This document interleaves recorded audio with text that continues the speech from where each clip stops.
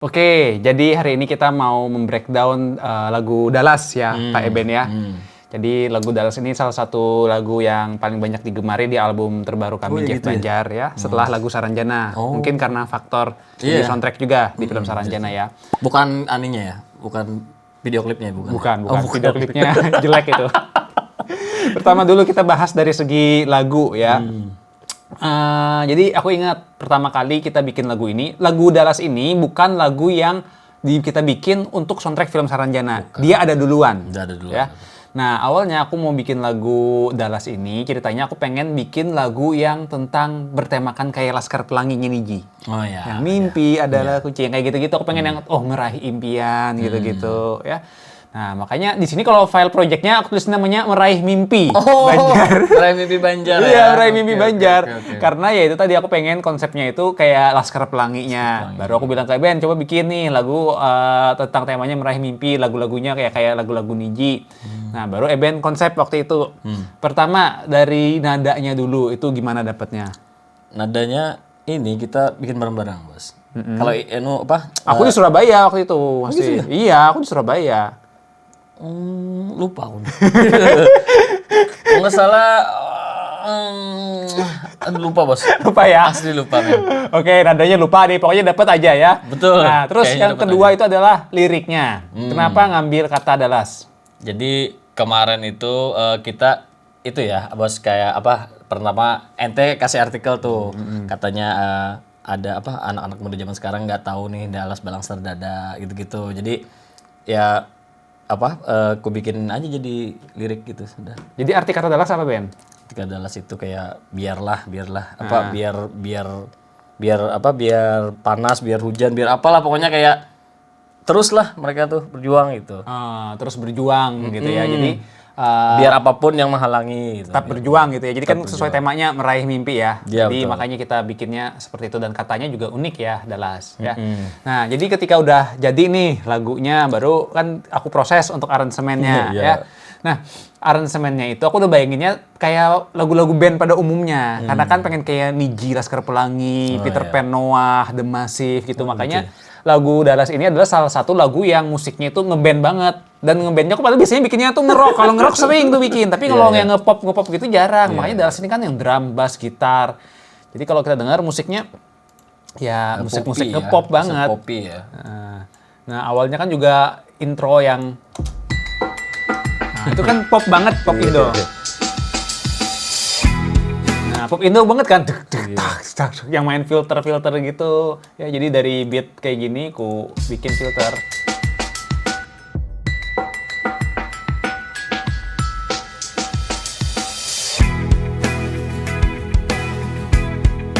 Ya, kalau untuk musiknya, instrumennya sih standar band banget ya. Ada drum, terus ada bass, kemudian ada gitar akustik, ada elektrik juga.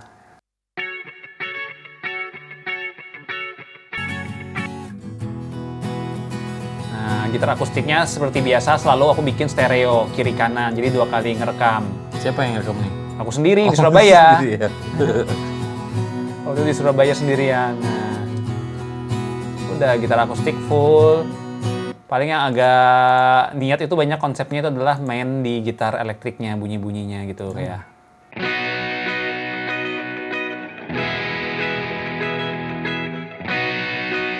Terus bunyi-bunyi gini. Oh, ada juga. Ada. Ini waktu di bridge.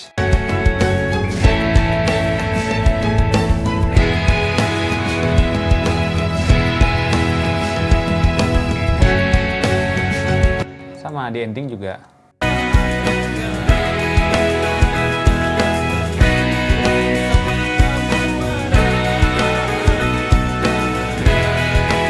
Nah, jadi kalau sebenarnya kalau secara instrumen musik ya standar banget, Biasa aja ya? terlalu biasa banget, nggak ada yang biasa. bisa dibedah-menarik karena ya drum, bass, gitar, seperti pada umumnya band-bandnya gitu ya. Senarnya ini juga pakai flanger. Oh, jadi kan biar kayak anu banget nih, nah ada flangernya. Led Zeppelin ya? Iya, Led Zeppelin, kan ngeband banget gitu. Nah, coba.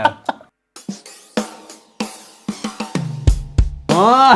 Iya, oke. Oh ya, karena efek-efek band pasaran umumnya kan kayak gitu, flanger lah, filter. Enggak, kalau di senar itu jarang, men. Masa, sering? Iya, jarang lah. Nah, ini jadi kalau yang bikin agak hidup itu adalah backing vokalnya. Nah.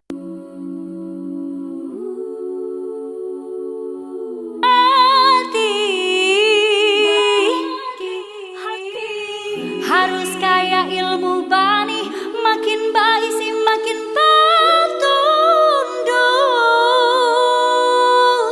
Kehadahan dakaram di tengah dalas bakunyung sampai kamu Nah, ini suara Pak Eben. Saya pantesan kenal.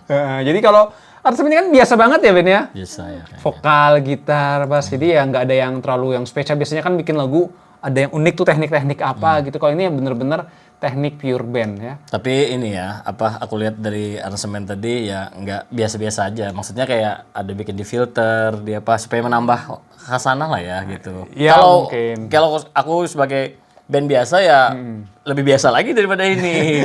Artinya ya lumayan. Artinya ya bisa dikembangkan, apa yang bisa dikembangkan harus dikembangkan. Oh, bisa dikembangkan itu ya. Sebetulnya kalau aku boleh ngerevisi, Ben ya, sebetulnya Di mana? kurang aku suka itu adalah bunyi drumnya. Bunyi drumnya ini terlalu ekstrim banget, kicknya. Coba dengerin lagunya itu. dakaram di tengah dalas bakunyung sampai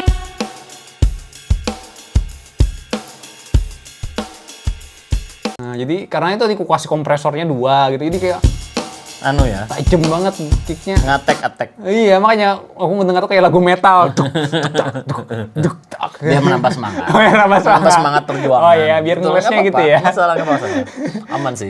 Itu sih. Jadi kalau untuk aransemennya gitu aja ya. Biasa aja ya. Sangat standar aja. Kalau bassnya gimana bassnya? Ya, bassnya MIDI semuanya nih MIDI kecuali Itu gitar. ya. Jadi tidak harus hebat ya. Tidak mainnya. harus. Kita gambar aja.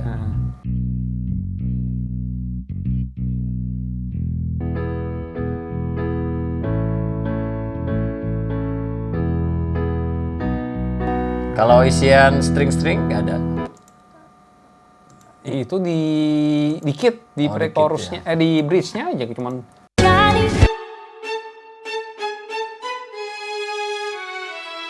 Kayak lagu apa? The Bagindas atau apa gitu. Tet. Oh iya. Tet. Oh, iya. Makanya pop Indonesia. Iya. Agak-agak familiar. Betul. Iya, mantap. Lagu pop Indonesia banget ini. lamun sudah jadi ada buli batik di hati. CINT. Bukan, lupa CINT kan slow ada lagu tet. Itu. Oh ya. Dan berasnya sebetulnya kampung banget nih isinya.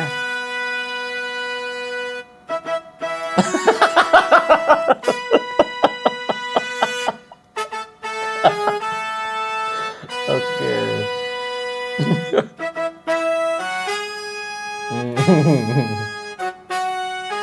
Ya, kampung kan.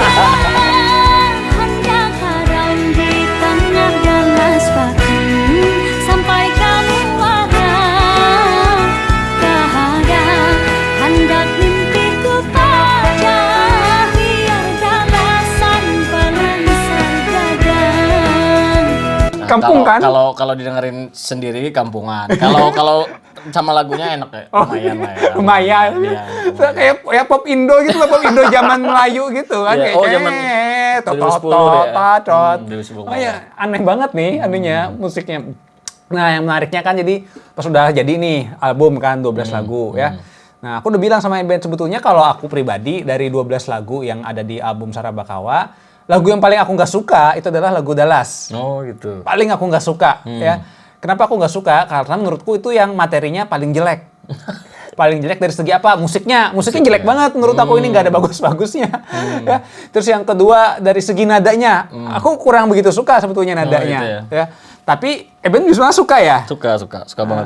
Ya. Aku udah kenapa nadanya aku kurang suka, musiknya apalagi aku bikinnya nggak suka. Padahal musiknya aku bikin sendiri full. Kalau ini full aku sendiri, nggak ada additional, semuanya aku sendiri. Tapi ya aku ngerasa jelek aja, makanya aku Biasa aja lah ya. nggak gitu suka dengan lagu ini. Dan memang nadanya ini kan nada yang sangat Banjar yang kental. Biasanya kalau Betul. Eben yang bikin nadanya duluan akan kayak gini genre-genrenya. Pasti. Kalau aku biasa agak-agak ada repetitif kayak lagu Sarabakawa, Gawi Manuntung. Gitu. Ini nada-nada Eben banget. Bahkan hampir nggak aku ACC sebetulnya. Karena aku nggak suka. Di awal ya. Cuman ya udah ternyata aku lanjutkan aja, aku garap ya. Karena emang lagu ini awalnya bukan diniatkan untuk soundtrack film Saranjana. Gitu. Tapi kebetulan waktu itu Bang Johan Sajumran memang lagi cari lagu satu tambahan untuk di film tersebut dan kepilih ini. Sebetulnya aku udah ngirim juga materi yang lain, itu ada Sarabakawa, Karindangan Banua, dan lain-lain. Waktu itu apa ya lupa. Pokoknya ada beberapa lagu yang dipilih ini. Dan ternyata pas banget dengan adegan filmnya ya. Pas ya. Yang aku kaget itu ternyata adalah banyak orang yang suka dengan lagu ini. Ya, banyak orang yang suka dengan lagu ini padahal aku sendiri sangat tidak suka dengan musiknya, dengan nadanya, dengan lagunya. Bahkan jauh sebelum filmnya ini rilis di Saranjana, orang-orang juga udah suka dari yang awal sebelum masuk di film, terus dari baru rilis videonya udah banyak yang suka banget, katanya nadanya bagus banget, ini Banjar banget, ini kuat, ini Banjar yang modern. Padahal aku sendiri nggak suka. Jadi itu prinsipnya ya, kalau ketika kita bikin lagu ya, kita tuh nggak bisa memperkirakan mana nih yang akan hits, mana nih yang akan naik dan disukai orang. Makanya kalau aku bilang kalau kita bikin karya atau lagu, prinsipnya itu adalah perbanyak kuantitasnya. Perbanyak lagunya aja, udah rilis aja, dan jangan berharap kita cuma maksimalin satu lagu. Oh ini aku lagu suka banget nih, jangan-jangan ini yang pasti hit. Belum tentu. Sebagai contoh, lagu Dallas ini lagu yang sebetulnya paling tidak saya sukai dan tidak saya andalkan karena menurut saya jelek. Justru ini yang disukai orang. Nomor 2 di album kita, dan sekarang video musiknya padahal cuma sederhana, yang nonton udah 50.000 lebih. Wow. Padahal video musiknya cuman itu yang bikin faktornya itu. Iya, ini jadi ini berkaitan juga dengan namanya hukum Pareto, Ben. Tahu nggak hukum Pareto? Jadi hukum Pareto itu artinya adalah dalam segala hal, entah itu karya, entah itu baju, entah itu kerjaan, entah itu penghasilan atau apapun itu, intinya adalah dari seluruhnya itu hanya 20% yang menjadi sumber utama. Dari 100% hanya 20% yang menjadi sumber utama. Contoh gini, Eben punya baju banyak, paling hanya 20% yang digunakan itu aja. Ya. Betul kan? Ya, paham.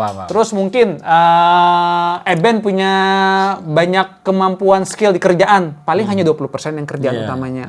Sama aku juga kedokteran, andrologi bidangnya luas, tapi ada 20% penyakit yang itu terus yang ketemu. Dan begitu pula di musik ya. Di musik, di lagu, kita ada banyak nih, 10-12 lagu dalam satu album. Hanya 20% yang akan outperform, yang performnya bagus. Dan sesuai teori, di album pertama ada 10 lagu yang perform bagus, cuman Ayo ke Banjarmasin, Himung Basa Sirangan. Sisanya nggak gitu laku, nggak gitu banyak yang suka dengerin. Album kedua ada 11 lagu, hanya 2-3 lagu yang hits. Gawi Manuntung, Nananggalu Banjar, udah itu aja.